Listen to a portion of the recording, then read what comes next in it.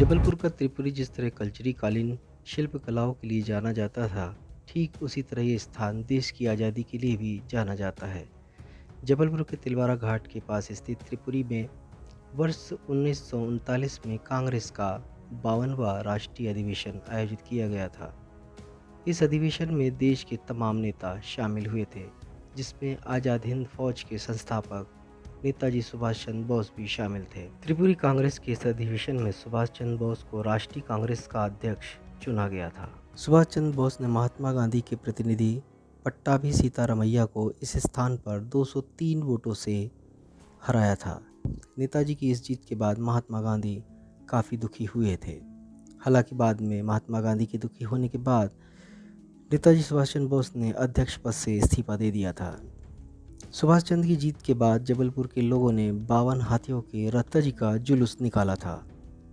जीत के इस जुलूस में नेताजी शामिल तो नहीं हुए थे, लेकिन लोगों ने उनका आदमकद फोटो रथ पर रखकर कमानिया से त्रिपुरी तक का जुलूस निकाला। सुभाष चंद्र बोस जब इस अधिवेशन में शामिल होने जबलपुर आए थे, तब उनका स्वास्थ्य ठीक नहीं था। उन्हें 104 डिग्री का बुखार था। राष्ट्रीय कांग्रेस के अधिवेशन में कांग्रेस पार्टी के चरखे वाले ध्वज को स्मारक के पास फहराया गया था।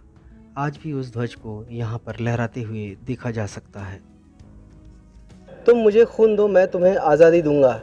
ये नारा देने वाले सुभाष चंद्र बोस की आज जयंती है और सुभाष चंद्र बोस और जबलपुर का नाता बहुत ही पुराना है।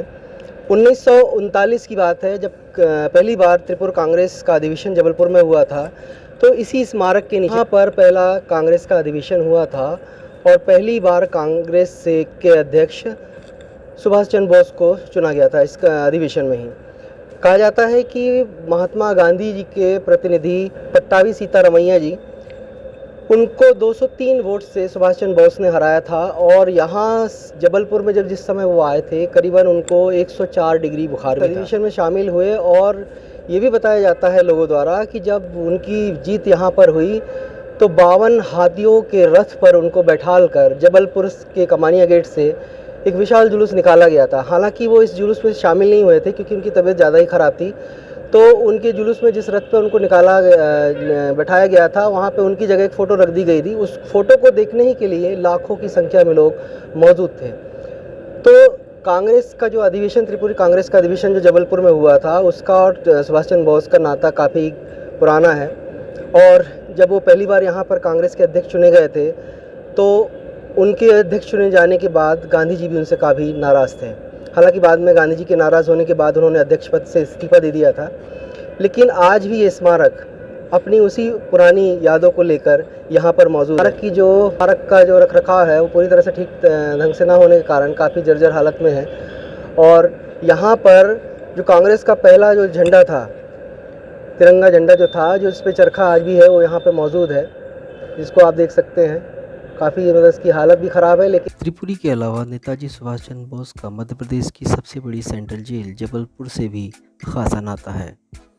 अंग्रेजों ने सुभाष चंद्र बोस को इसी जेल में 22 दिसंबर 1931 से लेकर 16 जुलाई 1932 और 18 फरवरी 1933 से 22 फरवरी 1933 तक जेल में कैद करके रखा था। जेल में जिस बैरक में अंग्रेजों ने सुभाष चंद्र को रखा था, आज उस बैरक को नेताजी सुभाष चंद्र वार्ड के नाम से जाना जाता है। इस बैरक में नेताजी की कुछ खास चीज़ों को भी सुरक्षित रखा गया है, जिसमें नेताजी द्वारा लिखे गए पत्र भी शामिल हैं। इस काल में जेलों में बंद कैदियों को किस प्रकार की यातनाएं दी जाती थी, यातनाएं देने वाली वस्तुओं को भी जेल प्रशासन ने सहज के यहाँ पर रखा हुआ है।